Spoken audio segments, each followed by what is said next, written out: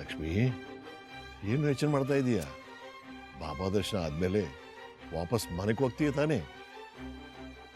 ಇಲ್ಲ ಅಪ್ಪಾಜಿ, ನಾನು ಹುಷಾರಾದ್ರೂ ಈ ಊರನ್ನ ಬಿಟ್ಟು ಎಲ್ಲಿಗೂ ಹೋಗಲ್ಲ. ಯಾಕೆ ಲಕ್ಷ್ಮಿ ಹಾಗೆ ಹೇಳ್ತಾ ಇದೀಯಾ? ಮನೆಯವ್ರಿಗೆ ನಿನ್ನ ಸಾವಿನ ವಿಷಯ ಗೊತ್ತಾದ್ರೆ ದುಃಖ ಪಡ್ತಾರಂತದ ಇಲ್ಲಿ ಬಂದಿದೀಯಾ? ಈಗ ನೀನು ಹುಷಾರಾಗಿ ವಾಪಸ್ ಮನೆಗೆ ಹೋಗಿದ್ರೆ ಮನೆಯವ್ರಿಗೆಲ್ಲ ಸಂತೋಷ ಆಗತ್ತಲ್ವಾ? ಯಾಕೆ ಹೋಗಲ್ಲ ಅಂತ ಹೇಳ್ತಾ ಇದೀಯಾ? ನನ್ನ ಪ್ರಾಣ ಸ್ನೇಹಿತೆ, ನನ್ನ ತಂಗಿಯಾಗಿ ಮನೆಯವ್ರನ್ನ ಮನೇನ ಚೆನ್ನಾಗಿ ನೋಡ್ಕೋತಾ ಇರ್ತಾಳೆ.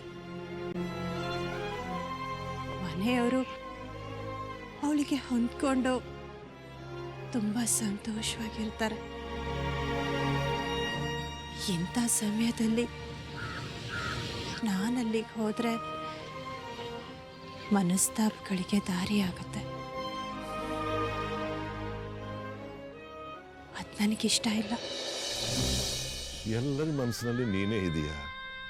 ನೀನು ಹೋದ್ರೆ ಮನಸ್ತಾಪ ಹೇಗಾಗತ್ತೆ?